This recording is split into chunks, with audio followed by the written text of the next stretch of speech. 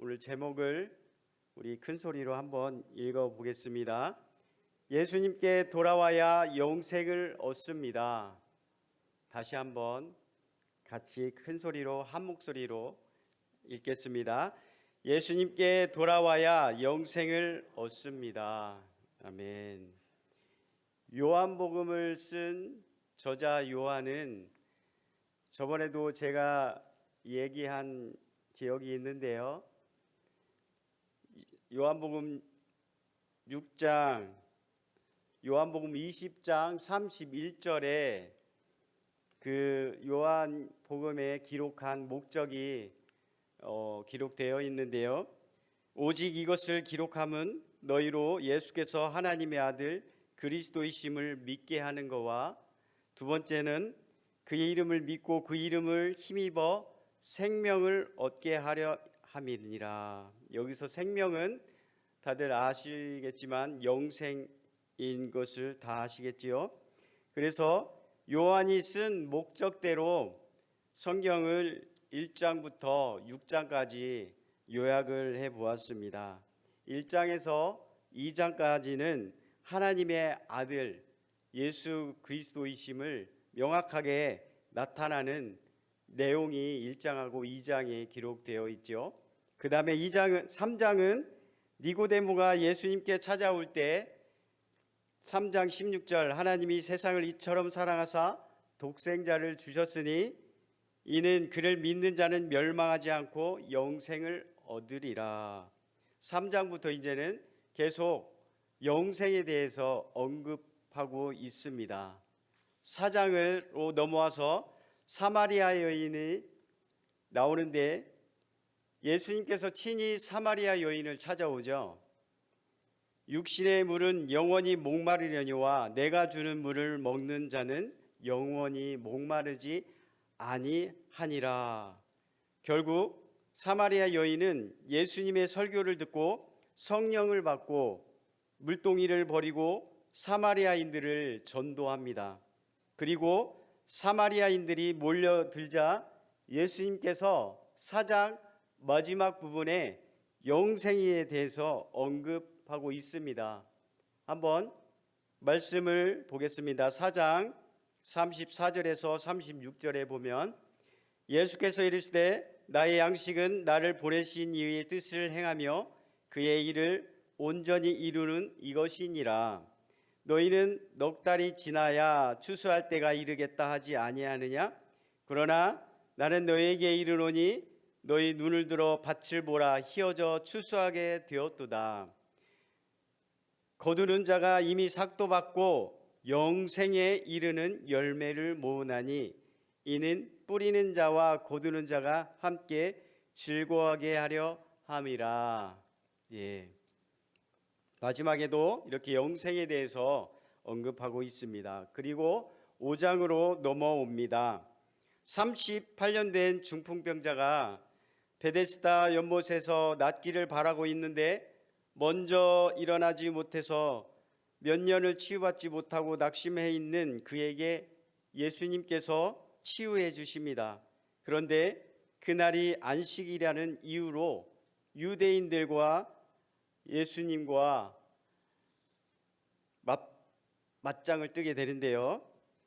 유대인들이 예수님을 심히 박해를 하고 있습니다. 그때 유대인들에게 장황하게 예수님께서 설교를 하십니다. 그리고 설교를 마치는 부분 5장 마지막 부분에 영생에 대해서 언급을 하고 있습니다. 5장 39절 너희가 성경에서 영생을 얻는 줄 생각하고 성경을 연구하거니와 이 성경이 곧 내게 대하여 증언하는 것이니라. 40절 그러나 너희가 영생을 얻기 위하여 내게 오기를 원하지 아니하는도다. 계속해서 요한은 그 장마다 영생에 대해서 마무리를 짓고 있다라는 것입니다. 그리고 오늘 드디어 6장에 오늘 본문 6장에 넘어옵니다. 6장은 사복음서에서 다 언급되어 있는 오병이어의 사건이 나옵니다. 오병이어 사건은 표적 중에서 큰 표적입니다. 그러나 오병이어로 육의 허기는 일시적으로 해결했지만 영원히 목마른 영적인 것은 하나님의 아들로 이 땅에 내려온 예수님만이 해결해 주실 수 있다라는 말씀을 계속해서 6장에 말씀하시는데도 불구하고 유대인들과 제자들은 그 말귀를 알아듣지 못하고 있습니다. 오늘 본문 35절 같이 읽겠습니다. 예수께서 이르시되 나는 생명의 떡이니 내게 오는 자는 결코 줄이지 아니할 터이요 나를 믿는 자는 영원히 목마르지 아니하리라. 40절을 같이 또 읽겠습니다. 내 아버지의 뜻은 아들을 보고 믿는 자마다 영생을 얻는 이것이니 마지막 날에 내가 이를 다시 살리리라 하시니라. 계속해서 6장에서도 영생에 대해서 언급하고 있습니다. 요한은 예수님께서 영생에 대해서 계속 언급하는 것에 대해서 놓치지 않고 요한복음을 기록하였습니다. 하나님 아들 예수 그리스도를 믿어야 영생을 얻습니다. 우리는 얼마나 예수 그리스도를 알고 얼마나 믿고 있습니까? 한번 점검해 볼 필요가 있습니다. 교회 100번 나오면 뭐합니까?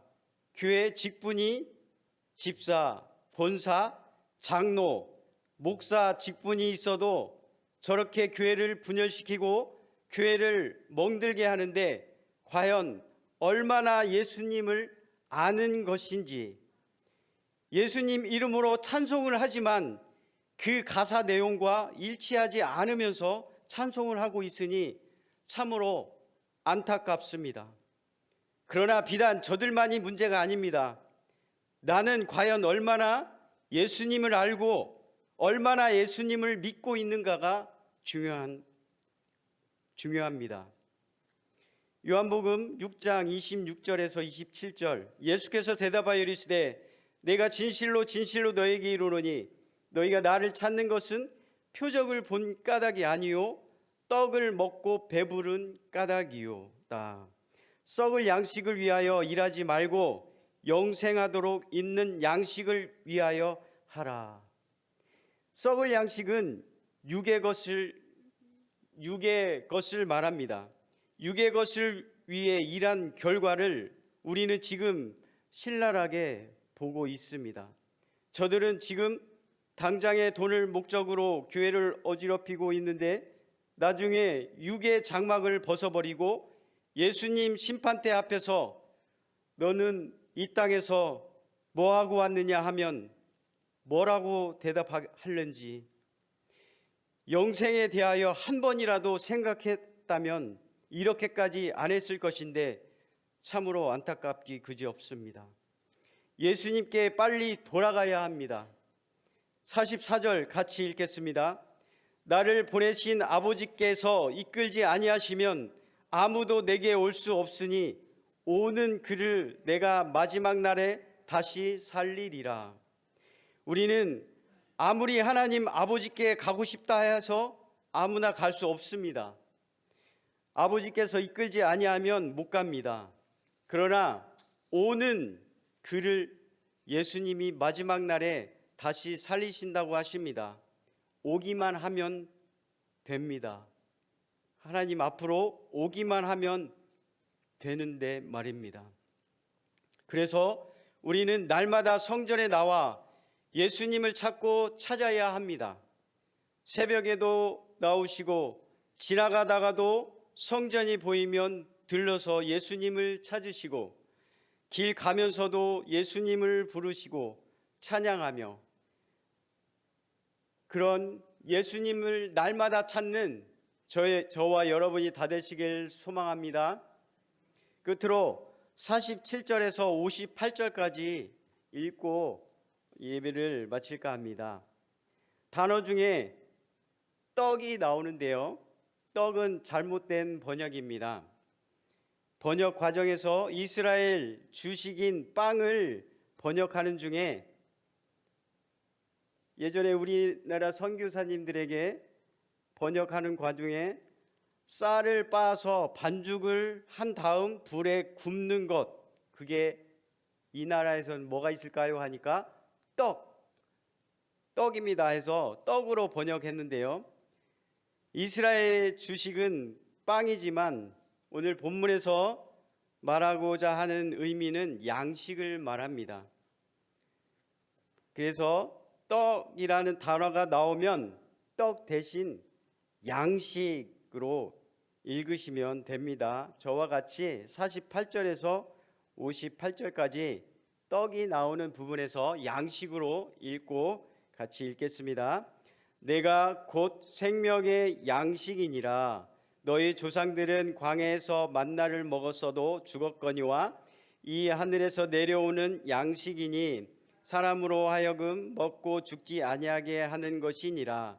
나는 하늘에서 내려온 살아있는 양식이니 사람이 이 양식을 먹으면 영생하리라. 내가 줄 양식은 곧 세상의 생명을 위한 내 살이니라 하시니라. 그러므로 유대인들이 서로 다투어 이르되 이 사람이 어찌 능히 자기 살을 우리에게 주어 먹게 하겠느냐. 예수께서 이르시되 내가 진실로 진실로 너에게 이르노니 인자의 살을 먹지 아니하고 인자의 피를 마시지 아니하면 너희 속에 생명이 없느니라. 내 살을 먹고 내 피를 마시는 자는 영생을 가졌고 마지막 날에 내가 그를 다시 살리리니 내 살은 참된 양식이요 내 피는 참된 음료로다. 내 살을 먹고 내 피를 마시는 자는 내 안에 거하고 나도 그의 안에 거하나니 살아계신 아버지께서 나를 보내심에 내가 아버지로 말미암아 사는 것 같이 나를 먹는 그 사람도 나로 말미암아 살리라. 이것은 하늘에서 내려온 양식이니 조상들이 먹고도 죽은 그것과 같지 아니하여 이 양식을 먹는 자는 영원히 살리라. 아멘. 영원히 살리라. 영생을 말하고 있습니다. 이 양식이 우리 예수 그리스도이십니다. 오직 예수님만이 영원한 생명을 주시는 분이십니다. 예수님께 돌아가야 천국에서 영원한 생명을 누릴 수 있습니다. 이 예수님을 제대로 알고 제대로 불러 영원한 생명을 얻어 천국에서 한 사람도 낙오 없이 만나기를 소망합니다.